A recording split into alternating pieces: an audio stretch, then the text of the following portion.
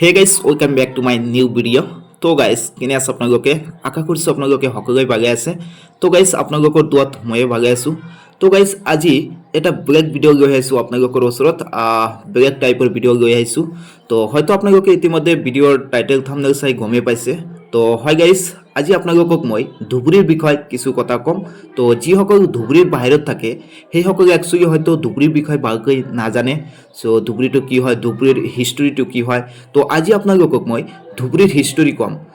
তো চাওক, ধুবুৰী অসমৰ পশ্চিম প্ৰান্তত ব্ৰহ্মপুত্ৰৰ পাৰত অৱস্থিত এখন ঐতিহাসিক আৰু প্ৰশাসনিক চহৰ, যাক নদীৰ দেশ বা অসমৰ প্ৰৱেশদ্বাৰা বুলি জনা যায়। 1883 চনত মিউনিচিপালিটি হোৱা এই চহৰখন পাটানি পৰিধান কৰা স্থানীয় লোক, গোৱালপৰীয়া লোকগীত আৰু পাটানি শিল্পীৰ বাবে বিখ্যাত।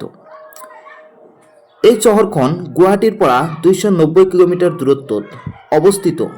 ইয়াত গুৰুদ্বাৰা, দমদমা চাহাব আৰু পঞ্চপীৰ দৰগাৰ দৰে স্থানীয় ধৰ্মীয় স্থান আছে।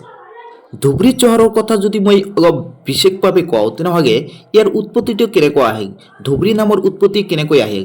চ' জনশ্ৰুতি অনুসৰি চন্দ্ৰ সদাগৰৰ কাহিনীৰ নেতাই দুবনিৰ পৰা ধুবুৰী নামটো আহিছে। আন এক সূত্ৰ মতে বড়ো শব্দ ধ্ৰুৱ, যাৰ এক প্ৰকাৰ অৰ্থ হৈছে গা, ইয়াৰ পৰাও এই ধুবুৰী নামটো আহিছে। আৰু যদি আমি ইয়াৰ ভৌগোলিক অৱস্থানৰ কথা কওঁ, এই চহৰখনৰ তিনিওফালে ব্ৰহ্মপুত্ৰ আৰু গদাধৰ নদীৰে আবৃত, যাৰ বাবে ইয়াক নদীৰ দেশ বুলিও কোৱা হয়। ধুবুৰী চহৰখনৰ ঐতিহাসিক গুৰুত্ব কি? চ' এইখন পুৰণি গোৱালপাৰা জিলাৰ সদৰ আছিল, যি 1876 চনত ব্ৰিটিছ চৰকাৰে প্ৰতিষ্ঠা কৰিছিল। ইয়াত 1765 চনত নিৰ্মিত আৰ্মেনিয়াম চাৰ্চ আৰু 1865 চনৰ বৃক্ষ মন্দিৰ আছে। ধুবুৰী চহৰৰ সংস্কৃতি আৰু ভাষাৰ কথা যদি মই কওঁ তেনেহ'লে ধুবুৰীৰ মূলতঃ ভাষা হ'ল গোৱালপৰীয়া বা দেশী ভাষা। ইয়াৰ উপৰিও অসমীয়া আৰু বঙালী ভাষাও চহৰখনক বহুলভাৱে ব্যৱহাৰ কৰা হয়। আৰু এই ধুবুৰী চহৰৰ পৰ্যটন আৰু অৰ্থনীতিৰ কথা যদি মই কওঁ তেনেহ'লে চহৰখন পাটানি হস্তশিল্পী, আচাৰীকান্তি, ঐতিহাসিক গুৰুদ্বাৰা দমদমা চাহাব, যি শিখ গুৰু নানক দেৱৰ ভ্ৰমণৰ স্মৃতি নিৰ্মিত, আৰু ঐতিহাসিক নদী বন্দৰৰ বাবে জনাজাত। ধুবুৰী চহৰত যদি আমি যোগাযোগৰ মাধ্যমৰ কথা কওঁ তেনেহ'লে ধুবুৰীৰ চহৰখনৰ ৰেলপথ আৰু জলপথেৰে সুসংযুক্ত।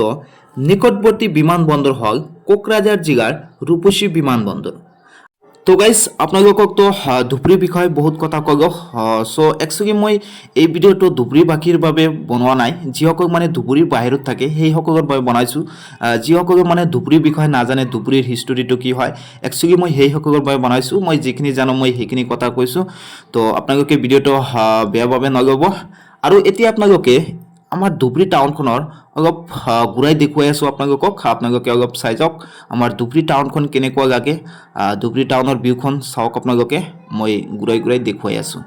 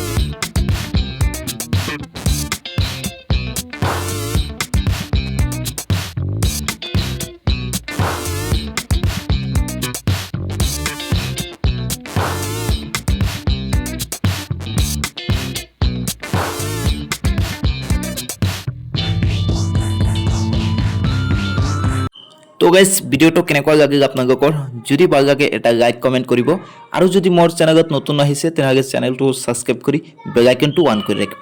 Thank you guys, thank U.